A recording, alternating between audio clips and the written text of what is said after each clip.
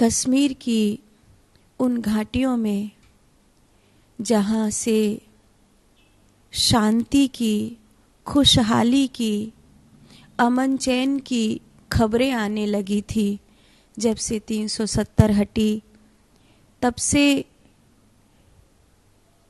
ये होने लगा कि कश्मीर अब हिंदुस्तान का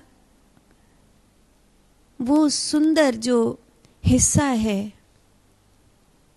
फिर से उन घाटियों में खुशियों के गीत गाए जाएंगे।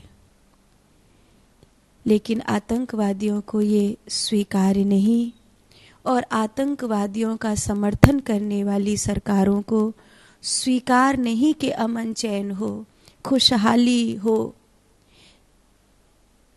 इसीलिए पहलगांव में जो नाम और धर्म पूछकर नरसंहार हुआ है हिंदुओं का, जिसमें कई जोड़े तो ऐसे थे जिनकी अभी 5 या 6 दिन पहले ही शादी हुई है, हाथों की मेहंदी भी नहीं छूटी उसकी, और उसे विधवा बना दिया गया, सिर्फ किस लिए कि वो एक हिंदू है, सिर्फ इसलिए। इन जिहादियों को, इन आतंकवादियों को क्षमा नहीं किया जाएगा। अभी केंद्र में हिंदुओं की सरकार है, कम से कम अब तो हिंदुओं को पहचान लेना चाहिए उन राजनेताओं को जो किसी आतंकवादी के खिलाफ कुछ हो जाता है तो सबरे खड़े हो जाते हैं, और जहां हिंदू का नरसंहार होता है सबरे मोहड़े में दही जमा कर बैठे रहते हैं, किसी के मुख में से आवाज नहीं निकलती। आश्चर्य है, भारत में केजरीवाल को यादव कहते हैं, अग्रवाल कहते हैं कि हमारा है, अखिलेश को यादव कहते हैं कि हमारा है, ममता बनर्जी को बंगाल के ब्राह्मण कहते हैं कि हमारी है, राहुल गांधी जैसे लोगों को लाखों लोग कहते हैं हमारे हैं, और हिंदुओं के नरसंहार पर इनमें से कोई नहीं बोलता। क्यों? क्या केवल बीजेपी ही हिंदुओं की है, बाकी और कोई हिंदुओं का रखवाला नहीं है?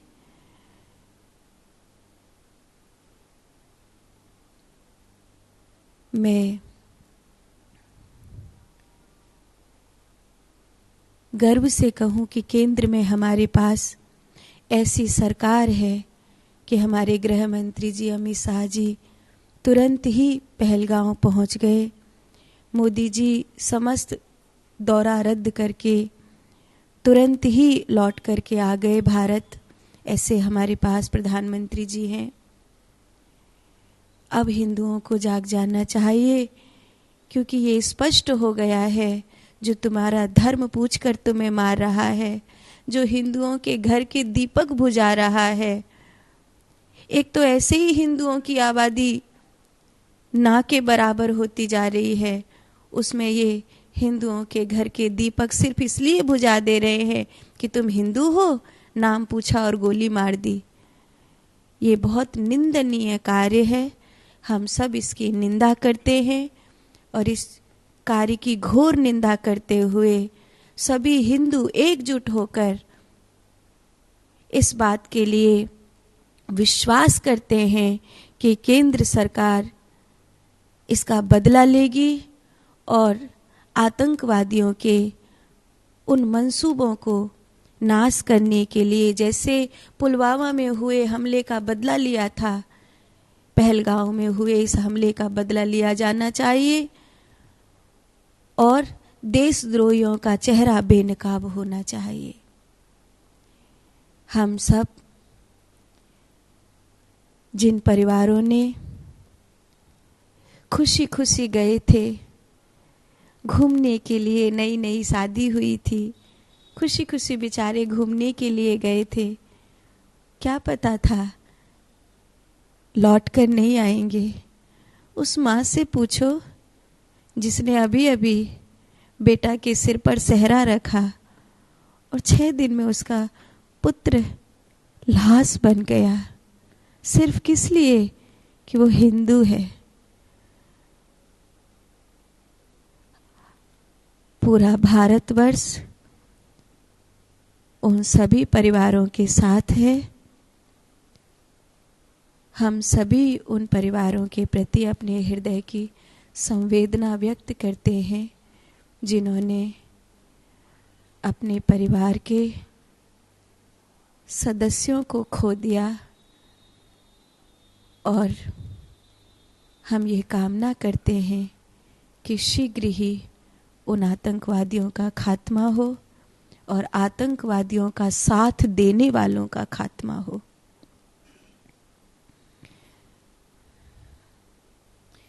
आज इस प्रसंग ने हमको बहुत भावुक कर दिया।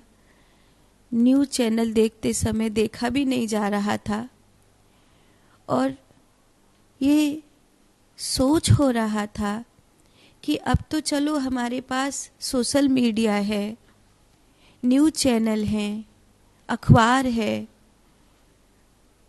उस समय 77 साल पहले, उस समय जब हिंदू भाग रहे होंगे अफगानिस्तान से, पाकिस्तान से, जब नरसंहार हो रहा होगा, कहते हैं ट्रेनें लाशों से भरी हुई आती थी पाकिस्तान से, इतने हिंदू मारकर भेजे जाते थे।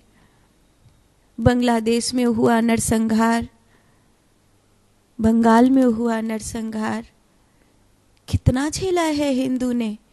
फिर भी कितना बड़ा दिल है हिंदू का कि आज भी बेचारा भाईचारा भाईचारा भाईचारा करते रहता है, आज भी देशद्रोहियों को वोट देने के लिए चला जाता है।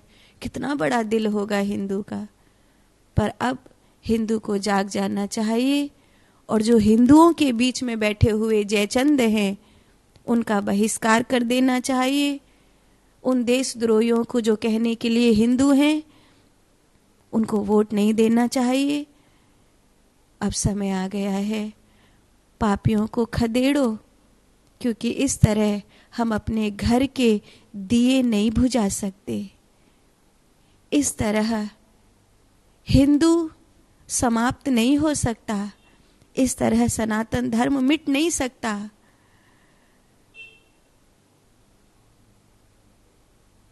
आतंकवादियों के मंसूबे कभी पूरे नहीं होंगे, और आज जो उन्होंने किया है, जो आज पहलगांव में हुआ है, इसकी तो कीमत बहुत बड़ी चुकानी पड़ेगी।